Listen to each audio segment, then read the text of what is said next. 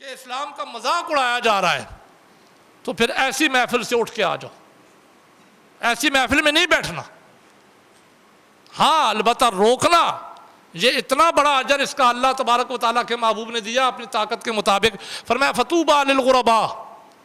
اس وقت جب اسلام کا صرف نام ہوگا، اسلام پہ عمل کرنے والا کوئی نہیں ہوگا۔ اگر کوئی اسلام پہ عمل کرے گا، آج دیکھیں نا کوئی اگر اپنی شادی کی محفل مسجد میں جا کر نکاح کرے اور پھر اسلامی احکام کے مطابق پردے میں رہتے ہوئے کوئی اپنی بیٹی کو رخصت کرے جہیز کے بغیر، تو باتیں تو بڑی سننی پڑیں گی، لیکن حضور علیہ الصلوۃ والسلام کا فرمان ہمارے سامنے عزیز ہونا چاہیے، نہ کہ دنیا داروں کا۔ اللہ تبارک و تعالیٰ کے تو محبوب فرماتے ہیں فطوبیٰ للغرباء۔ جب اسلام کی یہ حالت ہوگی کہ اسلام دوبارہ غربت کی طرف لوٹے گا، تو جو اسلام کی ایک عمل اور ایک میری مردہ سنتوں میں سے سنت کو زندہ کرے گا، اللہ تبارک و تعالیٰ کے محبوب ارشاد فرماتے ہیں میں آج اسے جنت کی خوشخبری دے رہا ہوں۔ تو آج وقت ہے کہ ہم نے سنتوں کو زندہ کرنا ہے، اور زندہ ایسے نہیں کرنا کہ کسی اور کو کہنا ہے تو عمل کر، پہلے خود عمل کر کے دکھانا ہے۔ پہلے ہم نے خود ایسے لوگوں کا بائیکاٹ کرنا ہے جو اسلام کے نام پر اسلام کو غربت کی طرف دھکیل رہے ہیں۔ ہماری محافل میں دیکھیے، عقائد کے لحاظ سے دیکھیے کہ سارے کے سارے اسلام کا نام لے کر اسلامی عقائد کا شعار اڑا رہے ہیں، مذاق اڑا رہے ہیں۔ پھر اعمال کے لحاظ سے دیکھیے، اسلام کا نام لے کر، محفل میلاد کا نام لے کر، محفل نعت کا نام لے کر اسلامی شعار کا مذاق اڑایا جا رہا ہے۔ پھر ہم کہتے ہیں کہ ہم مسلمان ہیں، تو اللہ تبارک و تعالیٰ کے محبوب نے فرمایا فطوبیٰ للغرباء، اسلام لوٹے گا ضرور غربت کی طرف۔ یہ اللہ کے نبی نے خبر دے دی، اسے کوئی نہیں روک سکتا۔ لیکن فرمایا جب یہ حالت ہو جائے تو میرا مومنوں کو اس وقت یہ حکم ہے کہ انہوں نے اپنا حصہ نہیں ڈالنا، انہوں نے اسلام کی غربت کے لیے اپنا حصہ ڈالنا نہیں ہے، بلکہ انہوں نے اسلام کی بقا کے لیے اپنا حصہ ڈالنا ہے۔ اچھی بات سن کے دوسروں تک پہنچانا صدقہ جاریہ ہے۔ مزید اچھی ویڈیو دیکھنے کے لیے ہمارا چینل کو لائک، سبسکرائب اور بیل کے بٹن کو دبا دیں۔ شکریہ۔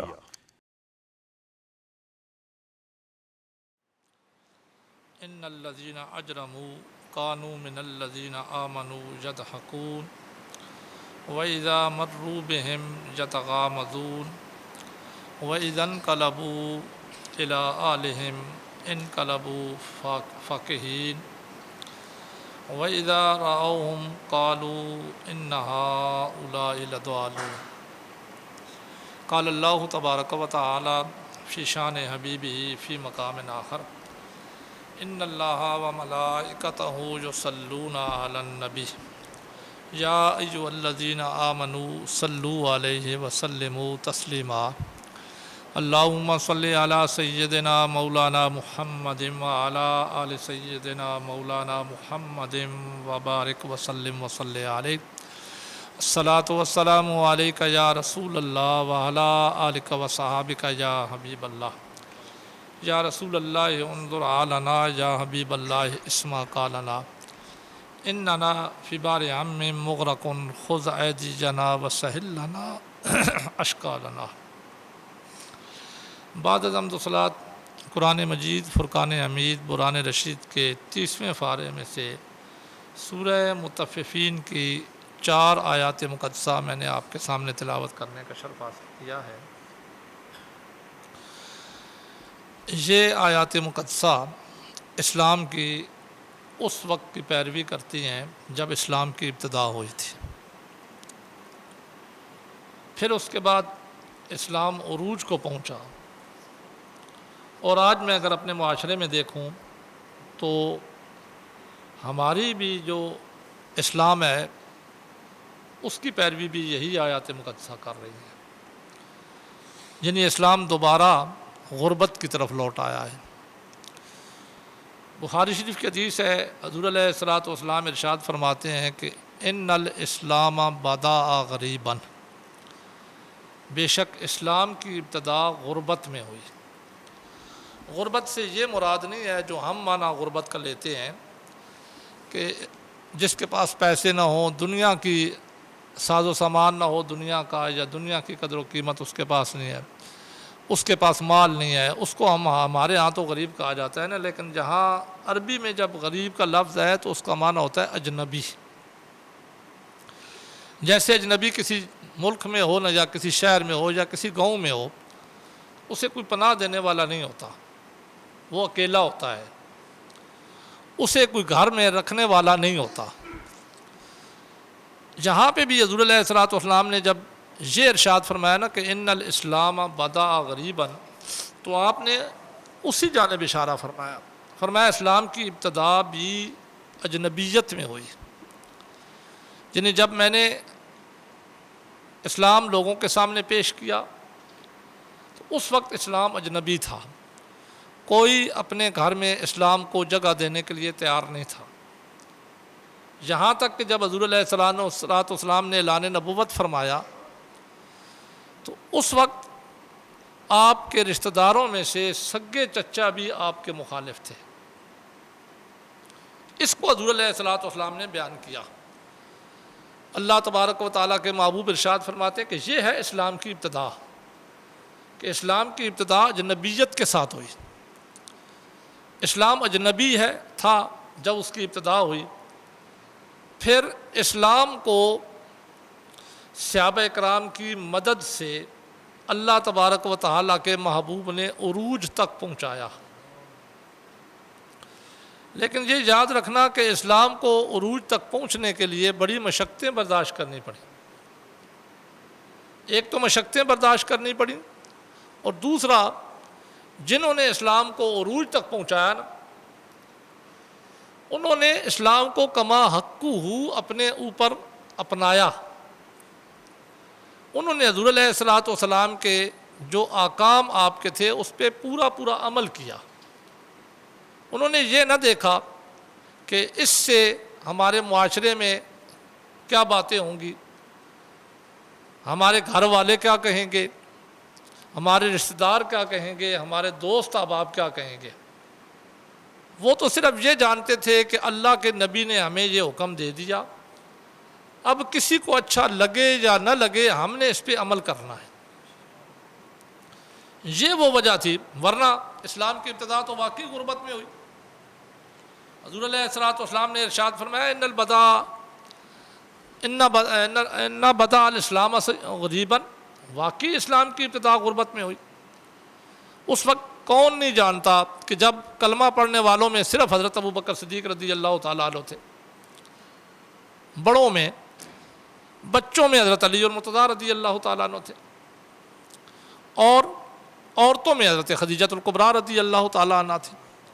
تو غربت کا یہ حال تھا کہ قرآن مجید اس اسلام کی ابتدائی غربت کو بیان کرتے ہوئے ان آیات مقدسہ میں نقشہ کھینچتے ہیں۔ اللہ تبارک و تعالیٰ فرماتے ہیں ان الذین اجرموا کانوا من الذین آمنوا یضحکون، وہ لوگ جو مجرم ہیں، جو کلمہ نہیں پڑھتے ہیں، مشرکین تھے، کانوا من الذین آمنوا، جب وہ کلمہ پڑھنے والوں کے پاس سے گزرا کرتے تھے نا، یضحکون، تو وہ ہنستے تھے۔ یہ اسلام کی ابتدا کی بات ہو رہی ہے۔ وہ ہنس کے ان کے پاس سے گزرا کرتے تھے، ان کا مذاق اڑایا کرتے تھے۔ اب وہ کون لوگ تھے؟ وہی نہیں تھے حضرت بلال رضی اللہ تعالیٰ عنہ، حضرت سلمان فارسی رضی اللہ تعالیٰ عنہ، حضرت خباب رضی اللہ تعالیٰ عنہ۔ یہ اسلام کی ابتدا کی بات ہو رہی ہے۔ تو اللہ تبارک و تعالیٰ کے محبوب نے یہ ارشاد فرمایا کہ اسلام کی ابتدا ہوئی غربت میں ہے، اجنبیت میں ہے۔ تو اس وقت نقشہ کیا تھا، یہ صرف اس لیے بتا رہا ہوں کہ آج میں بھی ایک انتہائی عام موضوع آپ کے گوش گزار کرنا چاہتا ہوں اس دور کے لحاظ سے۔ ہم نے اپنی ذمہ داریوں کو دیکھنا ہے کہ کیا ہم اپنی ذمہ داریاں نبھا رہے ہیں یا ہم صرف نام کے مسلمان ہیں۔ ہم اسلام کو واقعی اسلام سمجھتے ہیں یا ہم نے صرف رسم کے طور پر اسلام کا نام لے رکھا ہے۔ یہ چیز میں نے اور آپ نے آج کے اس تھوڑے سے وقت کے اندر میری معروضات سے اپنے اپنے من میں جھانک کر موازنہ کرنا ہے۔ تو اس لیے میری معروضات پہلے سنیے گا کہ حضور علیہ الصلوۃ والسلام فرماتے ہیں اسلام کی ابتدا تو اجنبیت کے ساتھ ہوئی، اور اس کا نقشہ قرآن مجید کی ان آیات میں آپ کے سامنے بیان کر رہا ہوں کہ اللہ تبارک و تعالیٰ نے کھینچا۔ وہ کیا نقشہ تھا کہ اس وقت جو مشرک تھے، جو غیر مسلم تھے، جو کلمہ پڑھنے والے نہیں تھے، جب وہ مسلمانوں کے پاس سے گزرتے تو ان کا مذاق اڑا کے گزرا کرتے تھے، ان کے ٹھٹھے کر کے گزرا کرتے تھے۔ اور اگلی آیت ہے وَإِذَا مَرُّوا بِهِمْ يَتَغَامَزُونَ، صرف بات مذاق تک یا ٹھٹے تک نہیں، ہنستے تک نہیں ہوتی تھی۔ قرآن کہتا ہے جب گزرتے تھے ان پر تو آپس میں آنکھوں سے اشارے کیا کرتے تھے، یعنی مسلمانوں کی اس وقت وہ توہین کیا کرتے تھے، تذلیل کیا کرتے تھے، آنکھوں سے اشارے کر کے کہا کرتے، یہ دیکھو یہ جنت کے مالک بیٹھے ہیں۔ وہ آنکھوں سے اشارے کیا، کیونکہ اسلام کی ابتدا جو تھی۔ اب اس کے بعد چونکہ میرے پاس وقت نہیں ہے کہ ایک وقت آیا اسلام پر کہ جب کہ وہی کافر مسلمانوں کو جزیہ دینے پہ تیار ہو گئے کہ ہمیں صرف پناہ دو، ہم آپ کو جیسا کہیں گے ویسا کر کے دیں گے۔ لیکن وہ کیسے آیا، وہ تو ایک علیحدہ پورا ایک ٹاپک ہے نا، لیکن میں صرف جتنے وقت کے اندر بیان کر سکتا ہوں اسی کو بیان کرتا ہوں۔ وَإِذَا انْقَلَبُوا إِلَىٰ أَهْلِهِمْ انْقَلَبُوا فَكِهِينَ، قرآن بیان کرتا ہے کہ اسلام پر ایک ایسا وقت تھا کہ جو کلمہ پڑھنے والا ہوتا اس پہ پاس سے جب کفار گزرتے، مشرکین گزرتے، غیر مسلم گزرتے تو ہنستے بھی تھے اور آنکھوں سے اشارے بھی کیا کرتے تھے، اور جب ان کے پاس سے اپنے گھر میں واپس لوٹتے نا تو خوش بھی ہوا کرتے تھے۔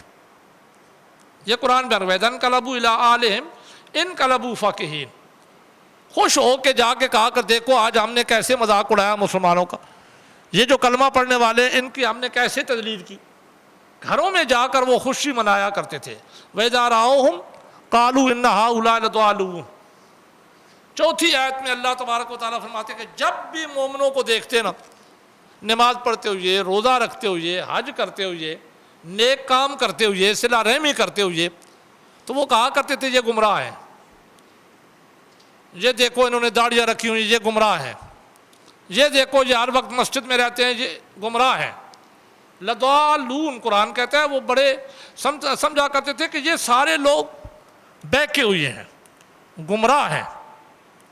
اب یہ اس کو قرآن مجید میں جب بیان کیا گیا اس نقشے کو، تو اللہ تبارک و تعالیٰ کے محبوب نے اسی کو اپنی حدیث مبارکہ میں بیان کیا کہ یہ ہے اسلام کی ابتدا۔ اسلام کی ابتدا غربت میں ہوئی، لیکن اب اگلی حدیث پر میں آپ کے گوش گزار بات کرنے تو میں نے ابتدائیہ باندھا ہے نا۔ حضور علیہ الصلوۃ والسلام ارشاد فرماتے ہیں کہ اسلام کی ابتدا واقعی غربت سے ہوئی، اجنبیت سے ہوئی۔ میرے صحابہ نے اسلام کے لیے اپنا جان و مال قربان کر کے اسلام کو عروج پہ پہنچایا، انہوں نے اسلام کو اپنے اوپر نافذ کر کے ان سارے اعتراض کرنے والوں کو جواب دیا۔ تو یہ تو وہ وقت تھا، لیکن حضور علیہ الصلوۃ والسلام نے جہاں ایک اور ایک غیب کی خبر بھی دی اسی حدیث کے اندر، آپ نے فرمایا میں آج 14 صدیہ پہلے تمہیں یہ بتا کے جا رہا ہوں کہ اسلام کی ابتدا تو اجنبیت کے ساتھ ہوئی۔ بڑا مشکل وقت تھا اسلام پر کہ جب اسلام اجنبی تھا، کوئی اسے گھر میں جگہ دینے والا نہیں تھا، کوئی کلمہ پڑھنے والا نہیں تھا، بلکہ کلمہ پڑھنے والا اگر کوئی موجود بھی ہوتا تو اس پر بھی بڑی مصیبتیں آتی، بڑی مشقتیں آتی۔ البدایہ والنہایہ میں ہے نا کہ حضرت ابو بکر صدیق رضی اللہ تعالیٰ نے جب کلمہ پڑھا تو کلمہ پڑھنے کے بعد پہلی مرتبہ باہر نکلے تو کعبۃ اللہ شریف کے پاس کھڑے ہو کر خطبہ دینے لگ پڑے۔ جو حضور علیہ الصلوۃ والسلام سے تعلیمات سیکھی تھی وہ مشرکین مکہ کو بیان کرنا شروع کر دی، تو مشرکین مکہ ان پہ جھپٹ پڑے، اتنا مارا کہ لم یعرف انفہ ووجہہ، اتنا مارا کہ نہیں پہچانا جا سکتا تھا کہ آپ کا ناک کس جگہ پہ ہے اور چہرہ کس جگہ پہ ہے۔ یہ غربت کا وقت تھا اسلام پر ایک، لیکن وہ وقت تو گزر گیا، پھر اسلام کو عروج بھی ملا۔ اب جو موجودہ لحاظ سے میں بات کرنا چاہتا ہوں، جس کی جانب آپ کی توجہ چاہتا ہوں، اللہ کے نبی نے ساتھ ہی فرمایا وَسَيَعُودُ غَرِيبًا، ان قریب اسلام دوبارہ غربت کی طرف لوٹے گا۔ وہی اجنبیت جو ابتدا میں اسلام کی تھی کہ اسلام کو کوئی گھر میں جگہ دینے والا نہیں تھا، دوبارہ اسلام کی طرف لوٹے گا، غربت کی طرف لوٹے گا۔ صحابہ کرام نے عرض کی یا رسول اللہ صلی اللہ علیہ وآلہ وسلم کیا اسلام کے افراد ختم ہو جائیں گے؟ مسلمانوں کی تعداد کم ہو جائے گی؟ مسلمان تعداد میں موجود نہیں رہیں گے جیسے ابتدا میں تھے؟ اب کمپیئر تو یہی لگتا ہے نا کہ اسلام کی ابتدا میں تو مسلمانوں کی تعداد کم تھی، تو کیا ایک وقت آئے گا جس وقت کے بارے میں آپ فرما رہے ہیں تو کیا مسلمانوں کی تعداد کم ہو جائے گی؟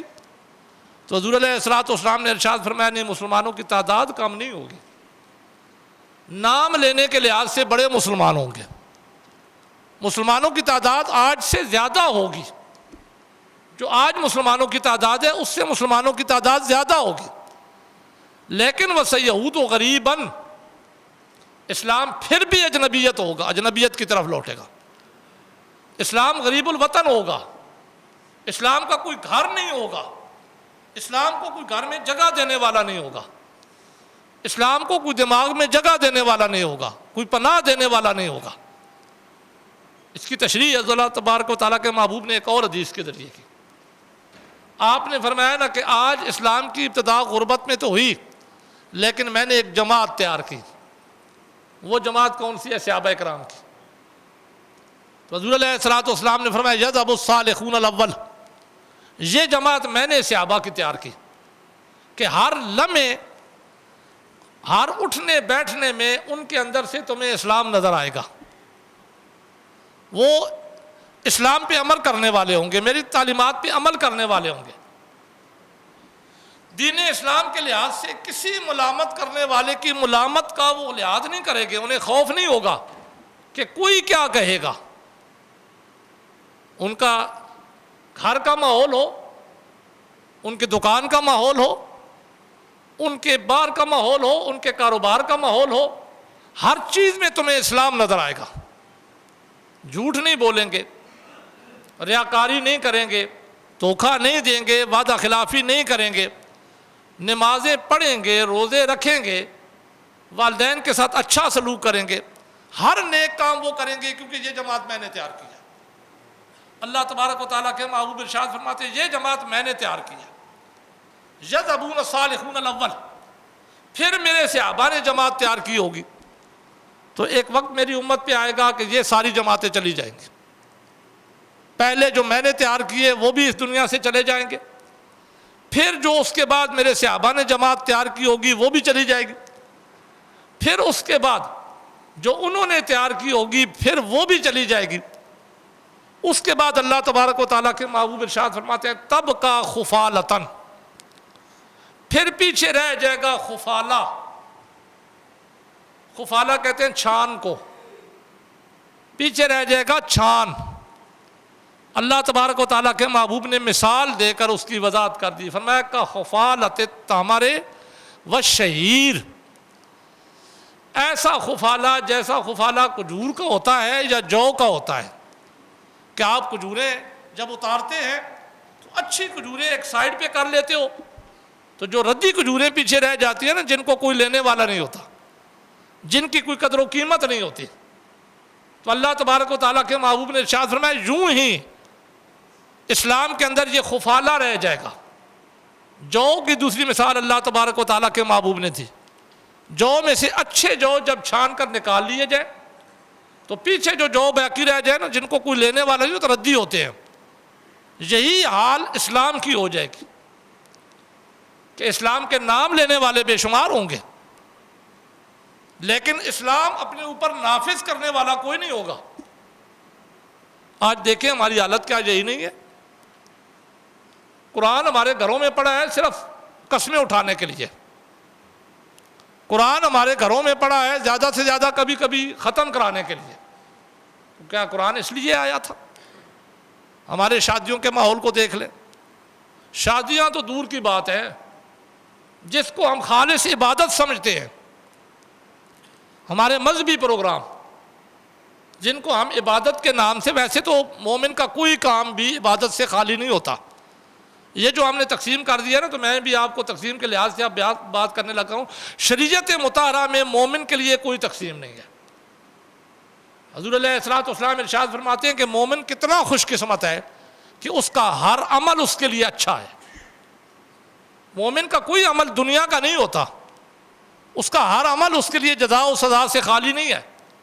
دو ہی حالتیں ہوتی ہیں نا، یا مومن کو خوشی ملتی ہے یا کوئی غم ملتا ہے۔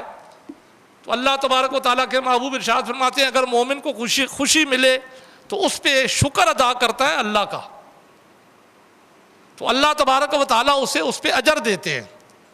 اگر مومن کو کوئی غم ملے تو مومن اس پہ صبر کرتا ہے، اللہ پھر بھی اسے اجر دیتے ہیں۔ تو لہذا یہ ہم نے آج ڈفرینشیٹ کر لیا ہے، قسمیں بنا لی ہیں، تو اسی لحاظ سے میں سمجھاتے ہوئے آپ کو یہ بات کہہ گیا، ورنہ مومن کے لیے ایسا کوئی کام نہیں ہے۔ لیکن اسپیشل کچھ پروگرام ہوتے ہیں نا جو ہم مساجد میں کرتے ہیں، عبادت سمجھ کے کرتے ہیں، تو کیا وہ اسلام کے مطابق ہو رہے ہیں ہمارے پروگرام؟ میں نے پچھلے 2 جمعۃ المبارک کے اندر جو ہے، پچھلا جمعہ تو 12 ربیع الاول شریف تھا نا، اس کے اندر تو میں بیان نہیں کر سکا کیونکہ حضور علیہ الصلوۃ والسلام کی تعظیم کا جلوس تھا جس میں میں بھی شامل تھا۔ اب یہ حضور علیہ الصلوۃ والسلام کی تعظیم کا ایک عمل ہے، اور تعظیم مصطفیٰ صلی اللہ علیہ وآلہ وسلم فرض ہے، سب سے بڑی عبادت ہے اللہ کی بارگاہ میں حضور علیہ الصلوۃ والسلام کی تعظیم۔ اور جو بندہ حضور علیہ الصلوۃ والسلام کی تعظیم کرے، اللہ تبارک و تعالیٰ اسے کبھی بھی جہنم کی آگ کی بو بھی نہیں پانے دیں گے۔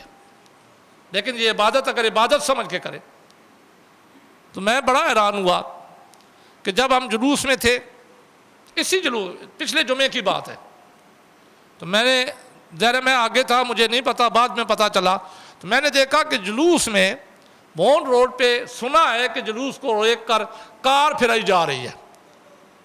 اب یہ عبادت ہے؟ یہ تو حضور علیہ الصلوۃ والسلام کی عبادت کے ساتھ مذاق ہے۔ تو یہ ہے اسلام ہمارا۔ پھر یہ تو میں نے اپنی آنکھوں سے دیکھا کہ بون چوک پہ بھی، اور پھر واپس باب چکوال کے سامنے جب ہم پہنچے تو وہاں میں نے دیکھا کہ کچھ بندے شرکاء کے اوپر پیسے پھینک رہے تھے، اس میں پاکستانی کرنسی کی بھی توہین۔ تو یہ حضور علیہ الصلوۃ والسلام کی تعظیم ہے جسے ہم عبادت سمجھ کے کر رہے ہیں۔ تو اگر اس کے اندر بھی یہ چیزیں شامل کر لی گئی تو پھر اسلام کہاں کا رہ گیا؟ باقی تو جو ہماری شادیوں کے حالات ہیں نا، حدیث میں آتا ہے، حضور بخاری شریف کی حدیث ہے، حضور علیہ الصلوۃ والسلام نے کچھ عورتوں کو دیکھا بچوں کے ساتھ شادی سے واپس آ رہی تھی۔ اللہ تبارک و تعالیٰ کے محبوب نے جب انہیں دیکھا نا کہ باپردہ ہو کے آ رہی ہیں، آواز بھی اونچی نہیں ہے، اور جس شادی سے ہو کے آ رہی ہیں اس شادی میں بھی وہ بابرتا رہیں، مردوں سے نہیں ملیں، اپنے پردے کو ظاہر نہیں ہونے دیا، گانے بجانے میں شریک نہیں ہوئیں، اب واپس پہنچیں تو اللہ تبارک و تعالیٰ کے محبوب ان کے لیے کھڑے ہو گئے۔ کتنا بڑا مقام و مرتبہ ہے کہ اللہ کے محبوب ان کے لیے کھڑے ہو گئے، جن کی تعظیم کے لیے ساری دنیا کھڑی ہوتی ہے۔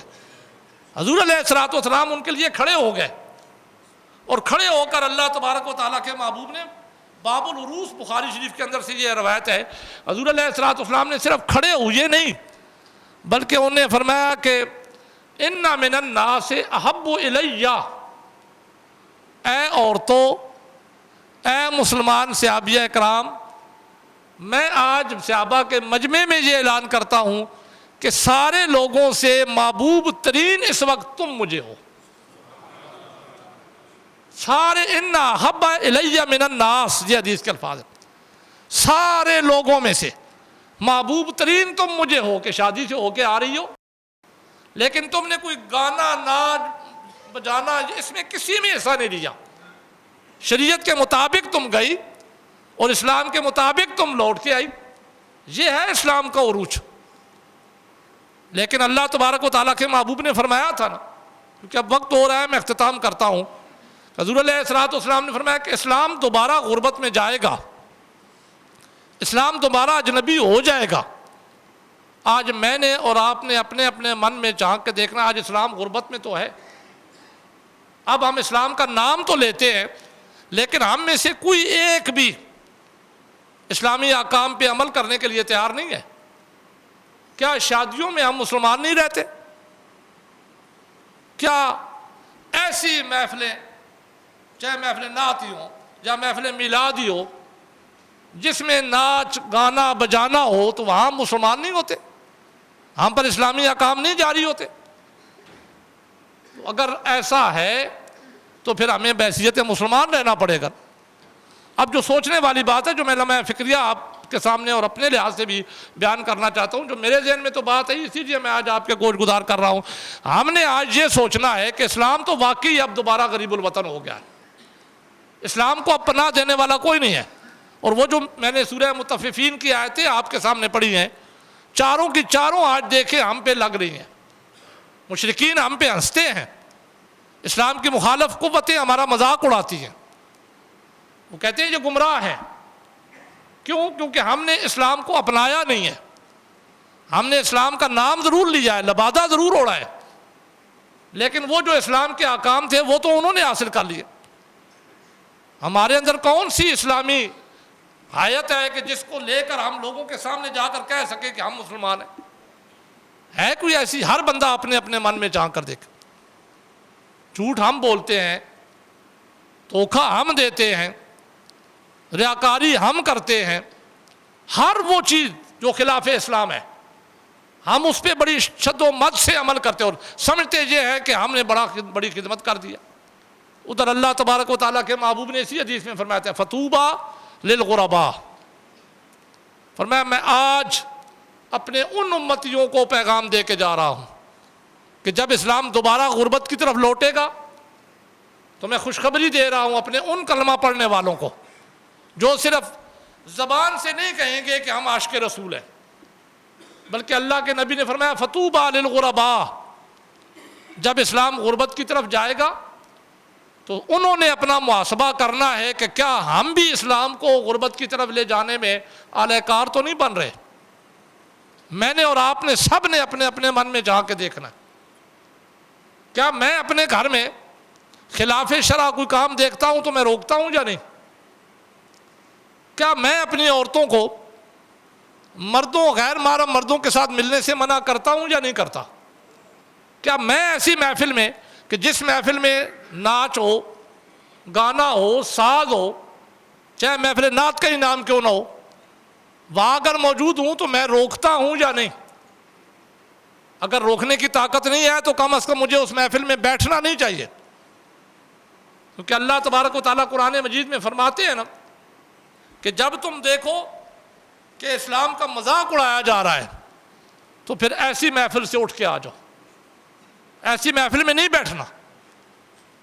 ہاں البتہ روکنا، یہ اتنا بڑا اجر اس کا اللہ تبارک و تعالیٰ کے محبوب نے دیا اپنی طاقت کے مطابق، فرمایا فطوبى للغرباء۔ اس وقت جب اسلام کا صرف نام ہوگا، اسلام پہ عمل کرنے والا کوئی نہیں ہوگا۔ اگر کوئی اسلام پہ عمل کرے گا، آج دیکھیں نا کوئی اگر اپنی شادی کی محفل مسجد میں جا کر نکاح کرے اور پھر اسلامی احکام کے مطابق پردے میں رہتے ہوئے کوئی اپنی بیٹی کو رخصت کرے جہیز کے بغیر، تو باتیں تو بڑی سننی پڑیں گی، لیکن حضور علیہ الصلوۃ والسلام کا فرمان ہمارے سامنے عزیز ہونا چاہیے، نہ کہ دنیا داروں کا۔ اللہ تبارک و تعالیٰ کے تو محبوب فرماتے ہیں فطوبى للغرباء، جب اسلام کی یہ حالت ہوگی کہ اسلام دوبارہ غربت کی طرف لوٹے گا تو جو اسلام کی ایک عمل اور ایک میری مردہ سنتوں میں سے سنت کو زندہ کرے گا، اللہ تبارک و تعالیٰ کے محبوب ارشاد فرماتے ہیں میں آج اسے جنت کی خوشخبری دے رہا ہوں۔ تو آج وقت ہے کہ ہم نے سنتوں کو زندہ کرنا ہے، اور زندہ ایسے نہیں کرنا کہ کسی اور کو کہنا ہے تو عمل کر، پہلے خود عمل کر کے دکھانا ہے۔ پہلے ہم نے خود ایسے لوگوں کا بائیکاٹ کرنا ہے جو اسلام کے نام پر اسلام کو غربت کی طرف دھکیل رہے ہیں۔ ہماری محافل میں دیکھیے، عقائد کے لحاظ سے دیکھیے کہ سارے کے سارے اسلام کا نام لے کر اسلامی عقائد کا شعار اڑا رہے ہیں، مذاق اڑا رہے ہیں۔ پھر اعمال کے لحاظ سے دیکھیے، اسلام کا نام لے کر، محفل میلاد کا نام لے کر، محفل نعت کا نام لے کر اسلامی شعار کا مذاق اڑایا جا رہا ہے۔ پھر ہم کہتے ہیں کہ ہم مسلمان ہیں، تو اللہ تبارک و تعالیٰ کے محبوب نے فرمایا فطوبى للغرباء، اسلام لوٹے گا ضرور غربت کی طرف، یہ اللہ کے نبی نے خبر دے دی، اسے کوئی نہیں روک سکتا۔ لیکن فرمایا جب یہ حالت ہو جائے تو میرا مومنوں کو اس وقت یہ حکم ہے کہ انہوں نے اپنا حصہ نہیں ڈالنا، انہوں نے اسلام کی غربت کے لیے اپنا حصہ ڈالنا نہیں ہے، بلکہ انہوں نے اسلام کی بقا کے لیے اپنا حصہ ڈالنا ہے۔